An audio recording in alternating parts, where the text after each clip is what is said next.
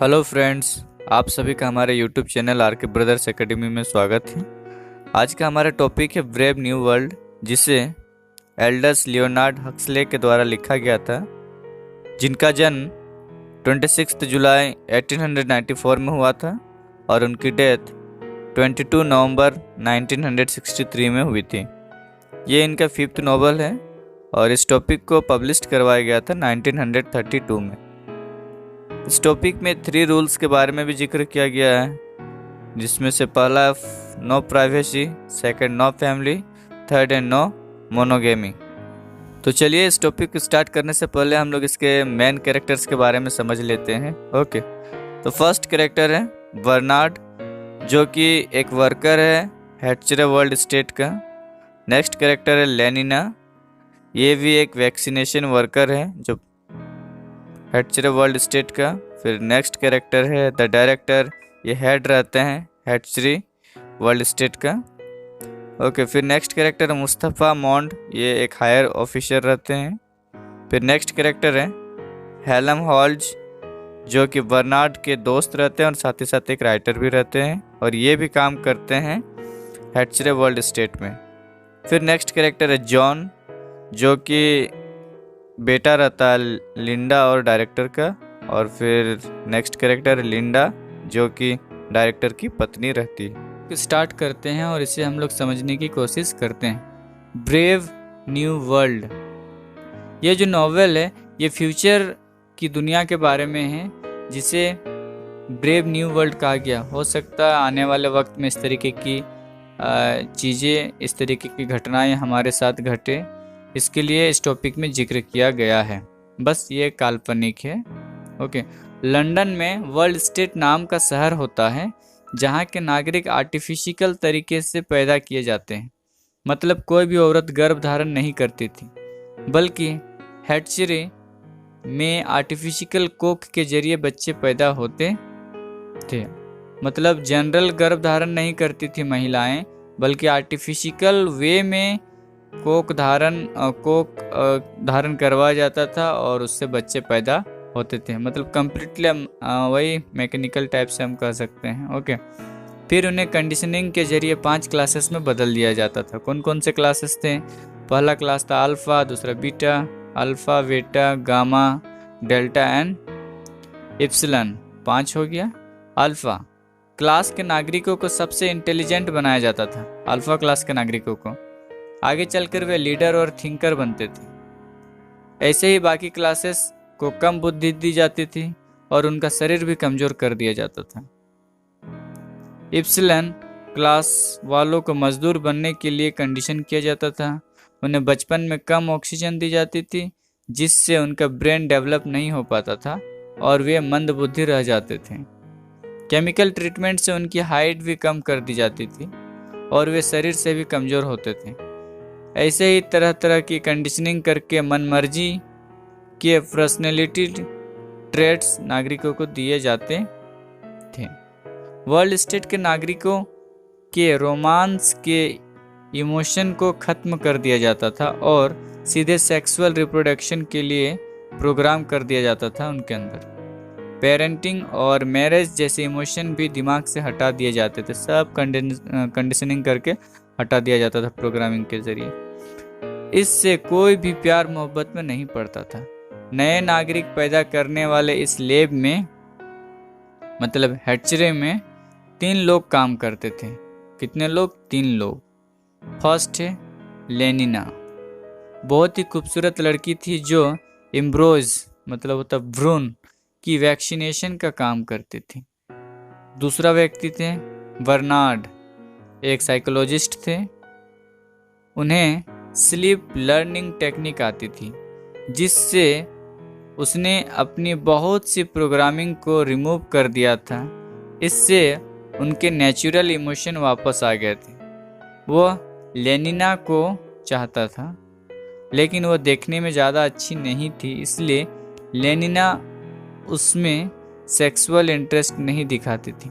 मेरे कहने का मतलब है कि बर्नार्ड जो थे वो लेनिना को चाहते थे, लेकिन जो बर्नार्ड है वो दिखने में उतना बेहतरीन नहीं था, इसलिए लेनिना जो है उनके साथ सेक्सुअल में उतना इंटरेस्ट दिखाती नहीं थी। उसमें रोमांटिक फीलिंग्स नहीं थी क्योंकि वे कंडीशनिंग से हटा दिए गए थे। उनके अंदर से प्रोग्रामिंग करके, कंडीशनिंग करके रोमांस वाला फीलिंग को ही हटा दिया गया था। बर्नार्ड सरकार की बहुत सी पॉलिसीज को क्रिटिसाइज करता था। वर्ल्ड स्टेट के सारे नागरिक खुश रहने के लिए हमेशा सोमा नाम की ड्रग्स, क्या नाम, सोमा नाम की ड्रग्स का इस्तेमाल करते थे, जो उन्हें हमेशा खुशी से भर कर रखती थी।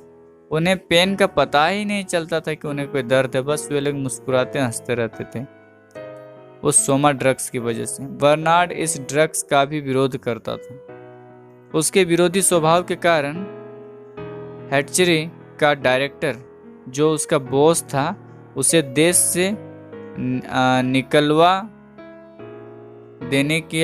निकलवाने का या फिर निकाल देने का प्लानिंग कर रहा था और उसे एक आइलैंड भेज देना चाहता था।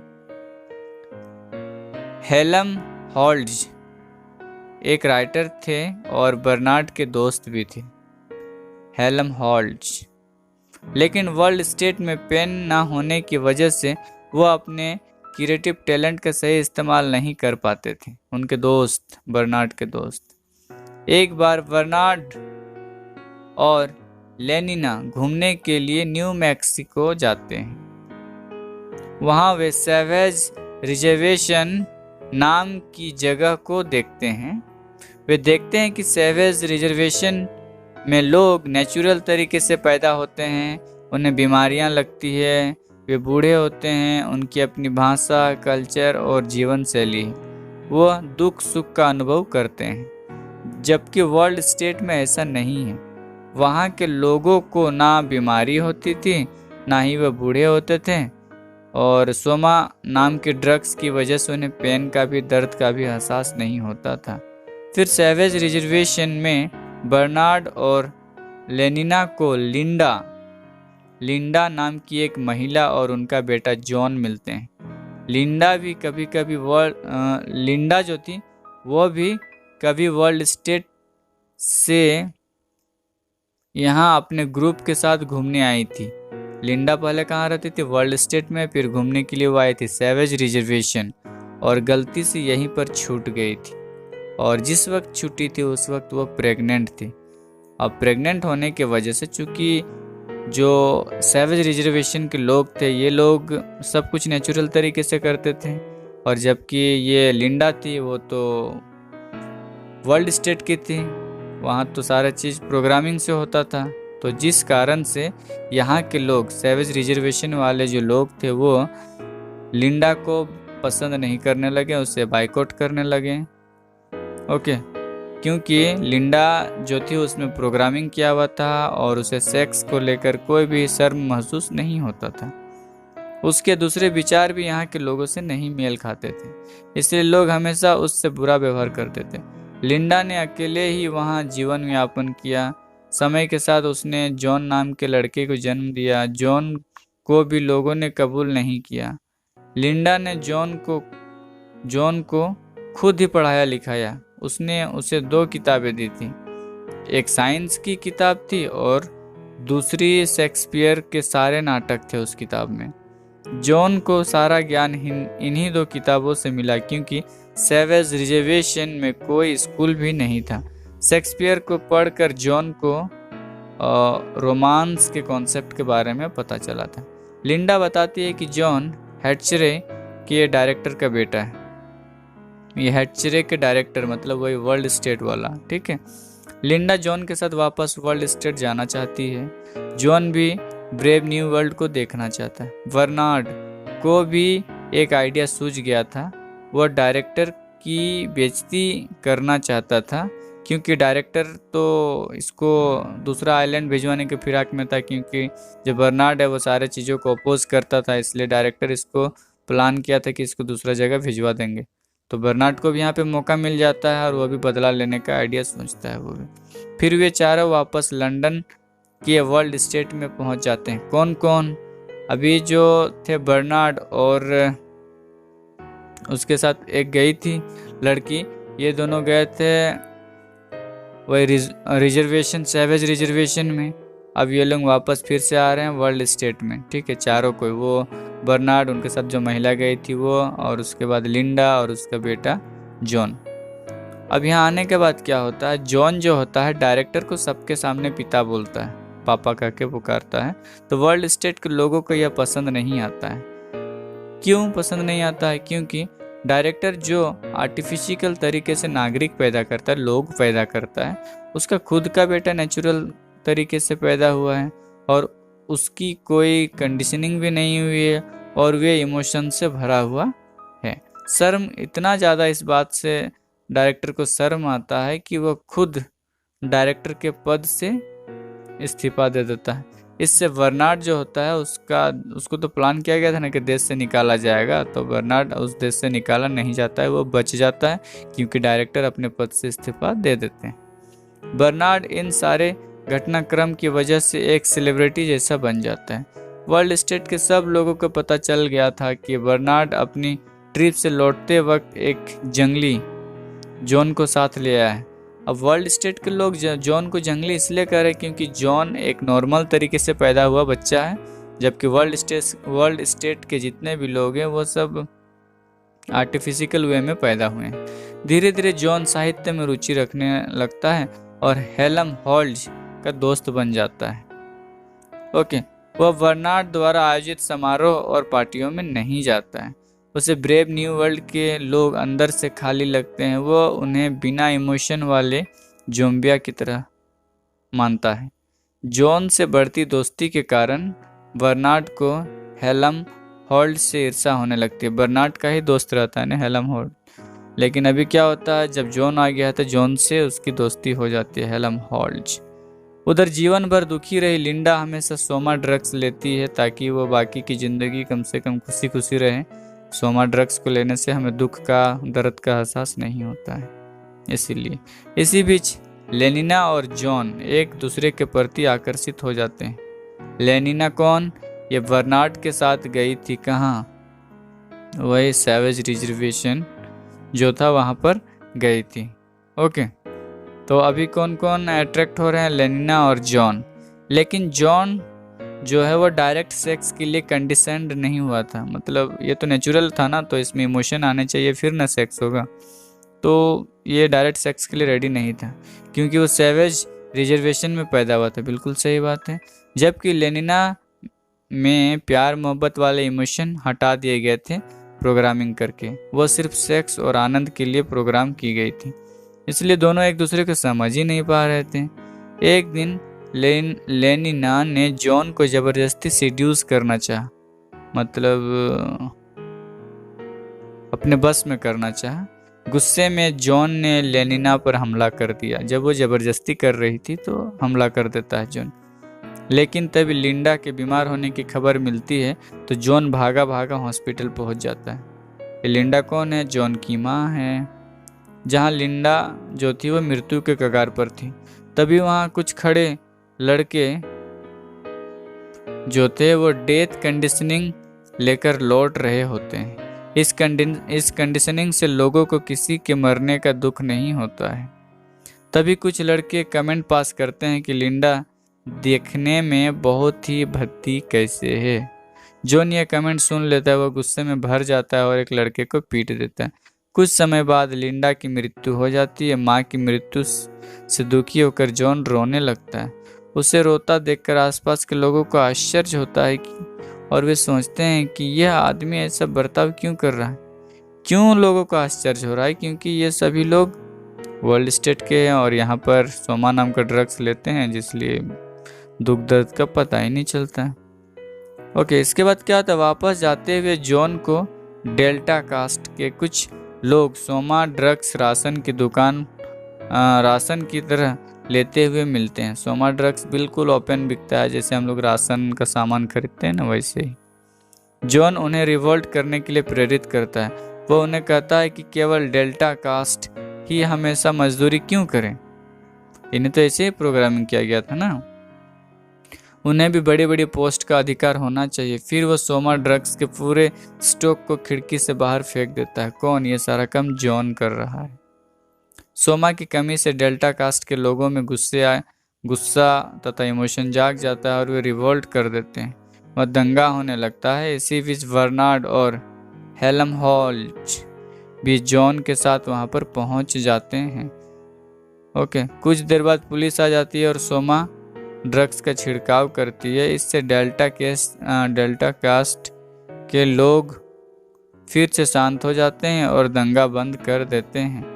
जॉन हेल्महोल्ट्ज एंड बर्नार्ड को अरेस्ट करके बड़े अधिकारी कंट्रोलर मुस्तफ़ा मोंड के पास ले जाया जाता है। किसको किसको किया गया? जॉन हेल्महोल्ट्ज और बर्नार्ड को। मोंड जो अधिकारी है, मुस्तफ़ा मोंड, वो फैसला सुनाते हैं कि उन्हें एंटी सोशल गतिविधियों में शामिल होने की वजह से देश से निकाल दिया जाता है। हेल्महोल्ट्ज खुश हो जाते हैं। उसे लगता है कि जिस जगह उसे भेजा जा रहा है, फॉल्कलैंड आइलैंड, वहाँ का खराब मौसम उसे लिखने में काफ़ी मदद करेगा। शायद हेल्महोल्ट्ज जो थे वो कुछ लिखा करते थे। बर्नार्ड दुखी हो जाता है और वह माफ़ी की गुहार लगाता है, लेकिन मोंड कहता है कि उसे तो खुश होना चाहिए क्योंकि वहाँ जो जा रहा है वहाँ और भी अजीब लोग रहते हैं, वो उन्हें भी देख पाएगा। फिर जॉन और मोंड के बीच आर्गुमेंट होता है। जॉन और लिंडा का बेटा, मोंड यही व्यक्ति जिसके बारे में हम लोग अभी जिक्र कर रहे हैं। मोंड है आपका मुस्तफ़ा मोंड, बड़ा अधिकारी, ठीक है वही। जॉन कहता है कि तुम लोग मानवता के खिलाफ अपराध कर रहे हो। जॉन और मोंड के बीच में आर्गुमेंट हो रहा है, तो जॉन कह रहा है कि तुम लोग मानवता के खिलाफ अपराध कर रहे हो। समाज को क्लास में बांटना और उन्हें इस तरह से कंट्रोल करना गलत है। लोगों में से इमोशन हटा देना बहुत ही गलत काम है। लेकिन मोंड कहता है कि इस सब से सोसाइटी में स्टेबिलिटी बनी रहेगी। अगर अलग क्लास होने से लोग अपना अपना काम करते रहेंगे। सोमा ड्रग्स से उन्हें खुशी मिलती है, उन्हें कभी लाइफ में पेन ही महसूस नहीं होता है। जॉन फिर कहते हैं कि खुशी का सच्चा एहसास करने के लिए पेन बहुत जरूरी है। इस तरह काफ़ी लंबी बहस चलती है। अंत में मोंड कहता है कि जॉन शायद उदासी के अधिकार की लड़ाई लड़ रहा है। मतलब जॉन जो लड़ रहा है वो शायद बहुत ही उदास मन से वो इस लड़ाई को लड़ रहा है। फिर जॉन कहता है कि उससे भी बर्नार्ड और हेल्महोल्ट्ज के साथ फॉल्कलैंड आइलैंड भेज दिया जाए, लेकिन मोंड इसके लिए मना कर देता है और कहता है कि जॉन की आगे की ज़िंदगी देखना रोचक होगा। इस तरह बर्नार्ड और हेल्महोल्ट्ज को तो एक्साइल पर भेज दिया जाता है, मतलब दूसरे आइलैंड में भेज दिया जाता है, लेकिन जॉन को वर्ल्ड स्टेट में ही रहना पड़ता है। जॉन अपनी इस नई जिंदगी से उदास हो जाता है। उसे यहाँ सब कुछ आर्टिफिशियल लगता है। लोगों में नेचुरल इमोशन दिखते ही नहीं थे। वो जो दो जन था, बर्नार्ड और हेल्महोल्ट्ज, दूसरा द्वीप में भेज, दूसरा आइलैंड में, यहाँ कौन बच गया? बस जॉन, जिसको बिल्कुल भी यहाँ रहने का मन नहीं कर रहा है। फिर वो एक पहाड़ी पर बसे गांव में चला जाता है और वहाँ अकेले रहने लगता है। कौन? जॉन। खुद को पवित्र रखने के लिए वो हर दिन खुद को कोड़े मारता है। यह रिचुअल, ये जो परंपरा है, उसने सैवेज रिजर्वेशन में देखा था, जहाँ पर वह पला बढ़ा था। सैवेज रिजर्वेशन में अपने आप को कोड़े मारना। जल्द ही रिपोर्टर्स उसके इस बिहेवियर के बारे में रिपोर्ट करते हैं। इससे लोगों की भीड़ जॉन के इस विचित्र बिहेवियर को देखने के लिए आ जाता है। मतलब जब अपने आप को कोड़े मारता है तो लोग तुरंत देखने के लिए आते हैं। प्रेस रिपोर्टर भी आ जाता है। भीड़ में लेनिना भी थी, जिससे जॉन प्यार और नफरत दोनों करता था। वह दोनों हाथ उठाए जॉन की तरफ बढ़ती है और जॉन से उसे कोड़े मारने के लिए कहती है।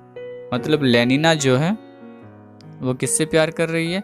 जॉन से प्यार कर रही है। और अब वो जॉन के पास जाती है और वो कहती है कि तुम अपने आप को जिस तरीके से कोड़े मार रहे हो उस तरीके से मुझे भी मारो, ठीक है, मैं भी इसे जानना चाहती हूँ। ओके, फिर क्या होता है? जॉन उसे कोड़े मारता है। इससे देखने वाले सेक्सुअली एरोज हो जाते हैं, मतलब सेक्सुअली एक्साइटमेंट आ जाता होगा उनमें, ऐसे कुछ। फिर सारी जो भीड़ रहती है वो सोमा ड्रग्स का यूज़ करती है। इससे वहाँ एक ऑर्गेज़म शुरू हो जाता है, जिससे जॉन भी शामिल हो जाता है। मतलब एक दूसरे के प्रति अट्रैक्शन, सेक्सुअल एक्टिविटीज़ जो है वो स्टार्ट होता है, जिससे जिसमें जॉन भी शामिल हो जाता है। अगली सुबह जब जॉन उठता है तो पछतावे से भरा हुआ होता है, उसे बहुत पछतावा हो रहा था। उसे खुद पर गुस्सा भी आता है कि वह क्यों वर्ल्ड स्टेट के लोगों जैसा बन गया। वह खुद को अंदर से खोखला महसूस करने लगता है। और अगली शाम को जब रिपोर्टर्स और भी लोग जॉन को देखने आते हैं तो देखते हैं कि जॉन का मृत शरीर फांसी के फंदे से झूल रहा था।